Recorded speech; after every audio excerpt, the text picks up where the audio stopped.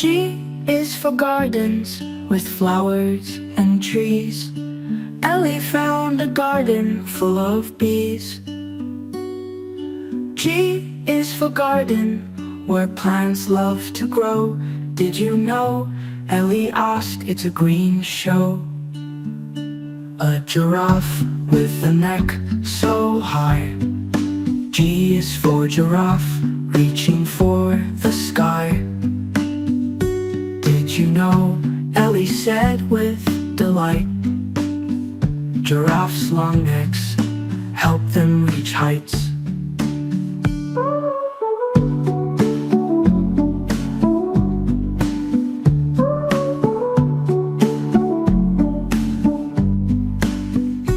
A giraffe with a neck so high. G is for giraffe, reaching for the sky. Did you know? Ellie said with delight. Giraffes' long necks help them reach heights.